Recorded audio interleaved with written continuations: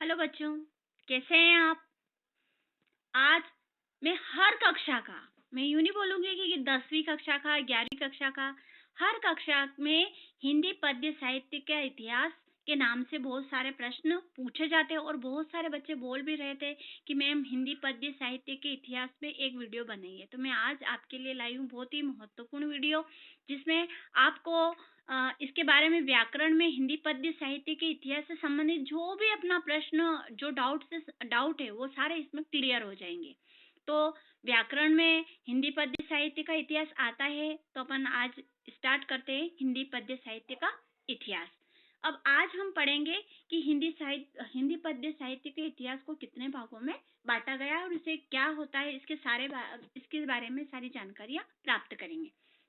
देखो, हिंदी कविता का इतिहास लगभग 1000 वर्ष पुराना है। प्रश्न बहुत अच्छा है कि भाई हिंदी साहित्य का इतिहास कितने वर्ष पुराना है, तो 1000 वर्ष पुराना है। प्राचीन युग से लेकर आधुनिक युग तक हिंदी कविता में अनेक प्रकार की विचारधाराओं और शैलियों का प्रयोग हुआ है। अब आचार्य रामचंद्र शुक्ल ने संवत 1050 संवत 1050 से हिंदी साहित्य के इतिहास का श्री गणेश माना है। देखो, ये बहुत ही महत्वपूर्ण है कि आचार्य रामचंद्र शुक्ल ने संवत कब 1050 से हिंदी साहित्य के इतिहास का श्री गणेश माना है। मतलब उन्होंने इनका प्रारंभ माना है कि कब 1050 से हिंदी साहित्य का इतिहास का श्री गणेश या प्रारंभ माना है। अब इन्हीं के आधार पर, किसके आधार पर? आचार्य रामचंद्र शुक्ल के आधार पर हिंदी कविता के इतिहास को इन्होंने कितने भागों में बांटा? तो 4 युगों में बांटा। ध्यान रख लीजिएगा कि इन्हीं के आधार पर हिंदी कविता के इतिहास को 4 युगों में बांटा गया है। अब पहला जो अपना युग है वो है आदिकाल, है ना। आदिकाल पढ़ रहे हैं और आदिकाल को ही अपन क्या बोलते हैं? वीरगाथा काल बोलते हैं। अब इसमें बहुत सारे प्रश्न ये भी आते हैं कि आदिकाल या वीरगाथा काल की समय सीमा क्या है, तो इसकी समय सीमा है संवत 1050 से 1375 तक इसका समय काल है। ध्यान रख लीजिएगा, कभी प्रश्न पूछा जाए परीक्षा में कि आदिकाल का समय सीमा कौन सी है, तो 1050 से लगा करके 1375 तक का समय है, वो कौन सा काल कहा जाता है? आदिकाल या वीरगाथा काल कहा जाता है। दूसरा जो अपना भाग है वो है भक्ति काल। देखो, 4 युग है, 4 युग में जो दूसरा जो है वो है भक्ति काल, और भक्ति काल को ही क्या कहा जाता है? पूर्व मध्य काल भी कहा जाता है। कभी आपसे पूछा जाए कि भक्ति काल की जो समय सीमा है वो क्या है, तो इसकी समय सीमा देखो, ये जो पहला वाला जो आदिकाल है समाप्त कब हुआ था अपना? 1375 में हुआ था। तो जब 1375 में ये समाप्त हुआ, तो स्टार्टिंग जो भक्ति काल का जो दूसरा जो अपना भक्ति काल है उसको 1375 से ही स्टार्ट करना है। ध्यान रख लीजिएगा। तो भक्ति काल को क्या कहा जाता है? पूर्व मध्य काल कहा जाता है। और इसका समय सीमा कौन सी है? तो 1375 से लगा करके 1700 तक का जो समय है वो भक्ति काल कहा जाता है। ठीक है। अब अपना तीसरे नंबर का जो काल है वो कहा जाता है रीतिकाल, है ना। और रीतिकाल को ही अपन उत्तर मध्यकाल भी कहा जाता है ना। पूर्व मध्यकाल तो अपन किसको बोलते हैं? भक्ति काल को। और रीतिकाल को क्या बोलते हैं अपन? उत्तर मध्यकाल। अब उत्तर मध्यकाल की जो समय सीमा है वो कब है? वो है 1700 से लगा करके 1900 तक। 1700 से 1900 तक की जो समय सीमा है वो किस काल से जानी जाती है? रीतिकाल से जानी जाती है। ध्यान रखना कि रीतिकाल की समय सीमा क्या है? 1700 से 1900 तक। ठीक है। अब अगला जो अपना चौथे नंबर का जो काल है वो है आधुनिक काल, है ना। आधुनिक काल को अद्यतन काल भी कहा जाता है। ध्यान रख लीजिएगा, आधुनिक काल चल रहा है ना, तो संवत 1900 से अब तक, यानी जो अभी तक चल रहा है वो क्या कहलाता है? आधुनिक काल, यानी कि अद्यतन काल चल रहा है। ठीक है। तो संवत 1900 से अब तक का काल आधुनिक काल कहा जाता है। तो समझ में आया आपको कि आचार्य रामचंद्र शुक्ल ने हिंदी साहित्य के इतिहास को कितने कालों में बांटा है? तो 4 कालों में बांटा है। ठीक है, 4 युगों में बांटा है। पहला है अपना कौन सा? आदिकाल। कभी प्रश्न पूछा जाए कि आदिकाल की समय सीमा क्या है, तो आप क्या बताइएगा? 1050 से लगा करके 1375 तक का जो समय है वो किसका है? आदिकाल का। दूसरा काल है अपना कौन सा? भक्ति काल। भक्ति काल को क्या कहा जाता है? तो पूर्व मध्य काल कहा जाता है। और पूर्व मध्य काल की जो समय सीमा है वो क्या है? तो 1375 से लगा करके 1700 तक का। ठीक है। तीसरा नंबर का जो अपना काल है वो है रीति काल। रीति काल को ही क्या कहा जाता है? उत्तर मध्य काल कहा जाता है। उत्तर मध्य काल का अगर आपने से ये पूछे कि इसका समय सीमा क्या है, तो संवत 1700 से लगा करके 1900 तक का जो समय है वो क्या कहलाता है? अपना रीति काल कहलाता है। ठीक है। और चौथे नंबर का जो अपना युग है वो है आधुनिक काल। आधुनिक काल को ही अपन क्या कहते हैं?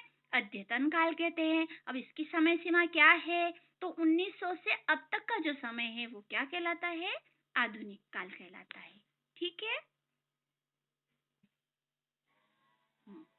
अब अपन क्या कर रहे हैं? आदिकाल या वीर गाथा काल को अपन पढ़ रहे हैं। इसको डिटेल में पढ़ना है, नोट भी करते जाना बच्चों, क्योंकि ये है ना आपके है ना 9th 10th 11th 12th इन सबके लिए, इनकी सबके लिए बहुत ही महत्वपूर्ण है। तो आप नोट नहीं करोगे तो आपको परीक्षा में याद भी नहीं रहेगा, और एक दिन पूर्व हमें पढ़ के जाना पड़ता है, तो इसको डिटेल में पढ़ना बहुत ही जरूरी है। अपन पहला काल जो पढ़ रहे हैं वो है आदिकाल या वीरगाथा काल। इसकी समय सीमा क्या है? 1050 से 1375। देखो प्रश्न आ जाता है कि वीरगाथा काल की समय सीमा क्या है या आदिकाल की समय सीमा क्या है, तो ये आपको ध्यान में रहना जरूरी है, इसलिए नोट करना। अब आदिकाल किसे कहते हैं? तो देखो आदिकाल को वीरगाथा काल, देखो बहुत सारे नामों से भी पुकारा जाता है, ध्यान रख लीजिएगा आपको, है ना, कि भाई आदिकाल को वीरगाथा काल, सामंत युग, चारण युग आदि नाम से भी पुकारा जाता है। यह हिंदी का क्या कहलाता है? प्रथम काल कहलाता है ना। हिंदी का प्रारंभिक काल इसी युग में मिलता है। ठीक है। दूसरा क्या है इसका कि इसके जो आदिकाल का जो प्रारंभ देखने को मिलता है, इसमें राजनीतिक परिस्थिति क्या रही, तो इस युग का इतिहास देखने से मालूम होता है कि भारतवर्ष छोटे छोटे राज्यों में क्या था? विभाजित था। और यह क्या था? हिंदू काल था। क्या था? हिंदू काल था। ये हिंदू काल था। सभी राज्यों के जो राजा थे वो क्या थे? हिंदू थे। और उत्तरी भारत में मुसलमानों के आक्रमण प्रारंभ हो चुके थे। हिंदू राजा भी परस्पर लड़ा भिड़ करते थे, लड़ाइयां करते थे, और लड़ाई राज्य विस्तार के लिए होती थी, है ना। और वहां पे स्वयंवर की प्रथा थी। कभी कभी कन्या का अपहरण करने के लिए भी युद्ध होते थे। शौर्य प्रदर्शन के उद्देश्य से भी युद्ध आयोजित किए जाते थे। यह युद्ध लड़ाई भिड़ाई का युग था, है ना। और युद्ध इस युग का नित्य क्रम हो गया था, मतलब रोज यही कार्य होना था। और चारण भाट स्वयं सैनिक या सेनापति होते थे, है ना। राज दरबार में वीरता की कविताएं लिखने और युद्ध में लड़ते थे। मतलब वो क्या करते थे? राजा के दरबारों में रहते थे, और है ना उन्हीं के ऊपर क्या करते थे? वो कविताएं लिखते थे, है ना। दूसरी क्या थी अपनी की धार्मिक परिस्थितियां। कौन सी? धार्मिक परिस्थितियां। अब धार्मिक परिस्थितियां क्या हुई कि बौद्ध धर्म पतोन्मुख था, है ना। इसका विकृत रूप वर्तमान था, और योग के नाम से आडम्बन रहा था। विदेशी आक्रमणकारी मंदिरों को तोड़ने और लूटे थे, और सिद्धों नाथों को हटवा भी प्रचलित था। तीसरा था क्या अपना? सामाजिक परिस्थिति। पहली थी कौन सी अपने? देखो बेटा ये समझने के लिए था। ठीक है। मेन विशेषताएं आती है, आदिकाल की विशेषता आती है, वीरगाथा काल की विशेषता आती है। तो दूसरी अपनी कौन सी परिस्थिति थी? धार्मिक परिस्थिति थी। तीसरी अपनी कौन सी परिस्थिति है? सामाजिक परिस्थिति। अब सामाजिक परिस्थिति में क्या था कि युद्ध व संघर्ष में जनजीवन क्या थे? अस्त व्यस्त हो गया था, है ना। और सामाजिक व्यवस्था भी क्या हो गई थी? समाप्त हो गई थी। चारों ओर अशांति थी, है ना। कर्म कांड और आडंबर की है ना बहुलता के कारण धर्म भी मनुष्य को सही दिशा देने में क्या था? असमर्थ था। तो एक परिस्थिति तो अपनी क्या थी? ये थी। समझ में आया? पहली राजनीतिक परिस्थिति, दूसरी है ना धार्मिक परिस्थिति, और तीसरी क्या है? सामाजिक परिस्थिति। देखो बच्चों, जो हमने पहले परिस्थितियां पढ़ी वो समझने के लिए थी, परंतु मेन क्वेश्चन जो बनेगा वो बनेगा कि वीरगाथा काल की विशेषताओं या प्रवृत्तियां बताइए, है ना। तो इससे प्रश्न बनता है, तो ये आपको नोट करना है। ठीक है। परीक्षा की दृष्टि से बहुत ही महत्वपूर्ण है, क्योंकि इससे संबंधित प्रश्न आते हैं, सभी क्लासों में आते हैं, 9th हो, 10th हो, 11th हो, 12th हो, सभी में आएंगे आएंगे। ठीक है, कि ये आ जाएगा कि भाई वीर गाथा काल की विशेषता बताइए, तो आपको इनको समझना बहुत ही जरूरी है। देखो, वीर गाथा काल की विशेषताएं और प्रवृत्तियां इस प्रकार है। पहले नंबर की है कि संदिग्ध रचनाएं, यानी कि इस काल में उपलब्ध होने वाली प्रायः सभी वीर गाथाओं से प्रमाणिकता और संदिग्ध है, जैसे खुमान रासो, बिसलदेव रासो, पृथ्वीराज रासो, परमाल रासो, इन सभी रासों का काव्यों की प्रामाणिकता संदिग्ध थी। इसमें ऐतिहासिकता का तो अभाव था और इनमें मूल रूप से बहुत ही परिवर्तन हुए। देखो है ना, ये जो रचनाएं कभी पूछा जाए कि भाई है ना वीर गाथा काल की रचनाएं कौन कौन सी है, ये कुमान रासो, बिसलदेव रासो, पृथ्वीराज रासो, परमाल रासो, ये सब काव्य कृतियां हैं, ठीक है ना। तो इसमें ऐतिहासिकता का तो क्या था, अभाव था, और मूल रूप से बहुत ही क्या हुए, परिवर्तन हुए। तो पहली इसकी विशेषता क्या है, संदिग्ध रचनाएं है। दूसरी अपनी जो विशेषताएं हैं कि युद्धों का सजीव चित्रण। देखो, वीर गाथा का यानी वीरता का, शौर्य का सजीव चित्रण किया गया, ठीक है ना, क्योंकि वो राज दरबारी कवि थे, है ना, राजाओं के यहीं पे रह करके उनकी वीर गाथा गाते रहते थे और काव्य रचना करते थे, इसीलिए तो इसको क्या कहा गया, वीर गाथा काल कहा गया। दूसरी अपनी विशेषता है युद्धों का सजीव चित्र, यानी वीर गाथा काल में कवियों ने युद्ध का आंखों देखा हाल लिखा है। ध्यान रखना, किसका, युद्धों का आंखों देखा हाल लिखा है। इतना सजीव चित्रण कदाचित संस्कृत साहित्य में भी नहीं मिलता है।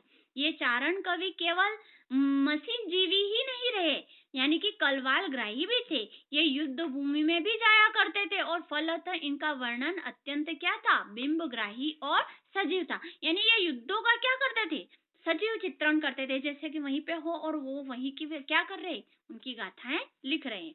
तीसरा क्या है, तीसरी एक महत्वपूर्ण विशेषता है कि वीर और श्रृंगार रस की प्रधानता, यानी कि वीर गाथा काल और आदि काल की तीसरी प्रमुख विशेषता है कि वीर और श्रृंगार रस की प्रधानता, यानी कि यहाँ के कवियों ने वीर और श्रृंगार रस की प्रधानता को रखते हुए कविताएं रची है, ठीक है।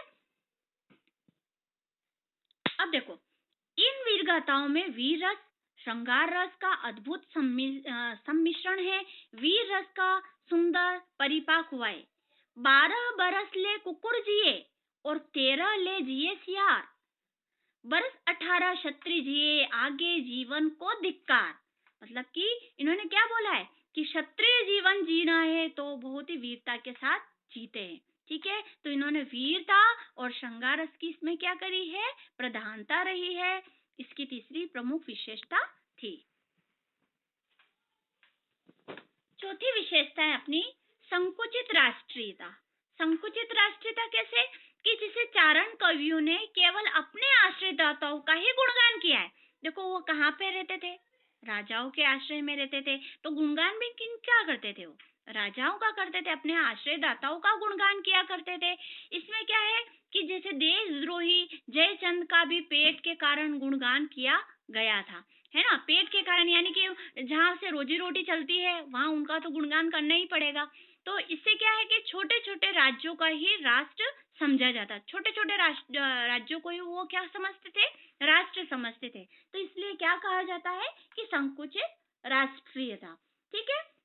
अगला क्या है कि रासो काव्य की रचना, यानी जितने भी रासो काव्य की रचना हुई है वो कब हुई है, आदि काल में हुई है, वीर गाथा काल में हुई है।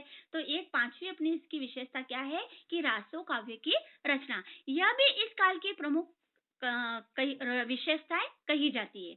अगला छठी जो अपनी विशेषता है कि छंदों का विविध मुखी प्रयोग, यानी इन्होंने विभिन्न प्रकार के छंदों का प्रयोग किसमें किया है, आदि काल में किया है। जैसे कि आप देख लो कि दोहा है, त्रोटक है, तोमर है, गाता है, गाहा है, पद्धति है, आर्या है, सृदंग है, लोह रोला है, रोला, उल्लाला, कुंडलिया आदि अनेक छंदों का प्रयोग इस काल की विशेषता रही है। देखो बच्चों, आप जो पढ़ रहे हो आपकी कक्षा के हिसाब से तो दोहा छंद पढ़ा होगा आपने, रोला पढ़ा होगा, उल्लाला, कुंडलिया पढ़ा होगा, पर ये ऐसे बहुत सारे छंद होते हैं।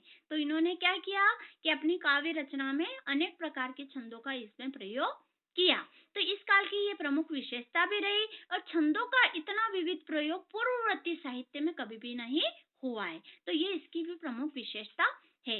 इसके अलावा सातवीं विशेषता है कि डिंगल और पिंगल भाषा, डिंगल और पिंगल भाषा होती है ना, इस भाषा का भी प्रयोग किसमें हुआ था, आदिकाल में हुआ था। जिंगल भाषा अर्थात साहित्यिक राजस्थानी भाषा का प्रयोग भी इस काल की विशेषता रही है। ठीक है, इसकी विशेषता कही जाती है अपभ्रंश जो मिश्रित साहित्यिक है, जो ब्रज भाषा पिंगल का प्रयोग किया करते थे। इस प्रकार ऐतिहासिक एवं साहित्यिक दृष्टि से वीर गाथा काल को विशेष महत्व दिया गया है। अब वीर गाथा काल की जो रचनाएं भी परीक्षा में पूछते हैं कि भाई वीर गाथा काल के कवि बताइए, उनकी रचनाएं बताइए, उनकी विशेषता बताइए। तो आपको वीर गाथा काल की रचनाएं लिखना है। कभी 2 पूछ लेते हैं परीक्षा में, कभी 3 पूछ लेते हैं। ठीक है, तो आपको इनके एक तरफ तो क्या लिखना है, उनकी रचनाएं लिखना है, और एक तरफ क्या लिखना है, उनके प्रमुख कवि लिखना है। तो देखो, सबसे पहले जो आदिकाल और वीर गाथा काल के जो पहले कवि अपन पढ़ रहे हैं, जिनका नाम है चंद्रबरदाई। पढ़ा होगा ना आपने, चंद्रबरदाई। और उनकी जो रचनाएं हैं वो कौन सी है अपनी, पृथ्वीराज रासो। दूसरा है अपना नरपति नाल। नरपति नाल की जो रचनाएं है वो है बिसलदेव रासो। कौन सी है, बिसलदेव रासो। नोट भी करते जाना अपना। तीसरा है अपना दलपति विजय। दलपति विजय की जो रचनाएं है खुमान रासो। चौथे अपने जो कवि है वो है जगनिक, और जगनिक ने लिखा था आलखंड। क्या लिखा था, आलखंड। पांचवे अपने कवि है अमीर खुसरो, और अमीर खुसरो ने पहेलियां और गीत लिखे हैं। ध्यान रखना, अमीर खुसरो का नाम सुना ही होगा ना।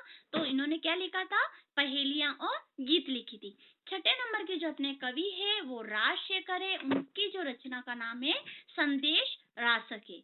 सातवें नंबर के जो अपने कवि है वो है हेमचंद्र, और उनका जो देखो उन्हीं के नाम से हेमचंद्र का व्याकरण, ये उनकी रचनाएं है।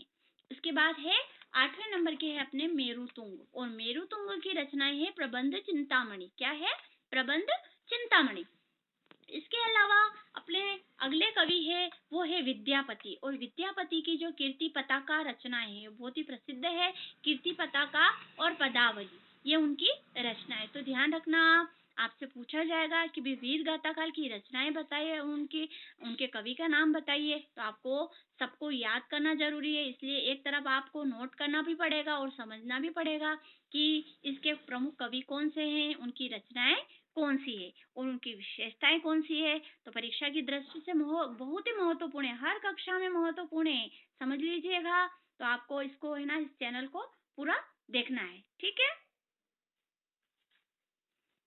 देखिए अपनी जो वीर गाथा काल की जो रचनाएं है ना, वैसे तो मैंने ऐसी 9 बताई है, पर जरूरी नहीं कि आपको है ना 9 ही याद करनी है। आपको इसमें है ना मेन कर लेना है। जैसे कि चंद्रबरदाई, पृथ्वीराज रासो, नरपति नाल, बिसलदेव रासो, दलपति विजय, खुमान रासो, है ना। तो ऐसे 3-4 आप कर लेना। ठीक है, चाहे आप ऊपर की करो चाहे नीचे की करो, ये तो क्या है कि आपको जो अच्छी लगे वो याद करना है, क्योंकि ये परीक्षा की दृष्टि से क्या है, महत्वपूर्ण है। तो आपको ये है ना, अगर मेरा वीडियो अच्छा लगा हो तो लाइक करिए, कमेंट करिए, सब्सक्राइब करिए।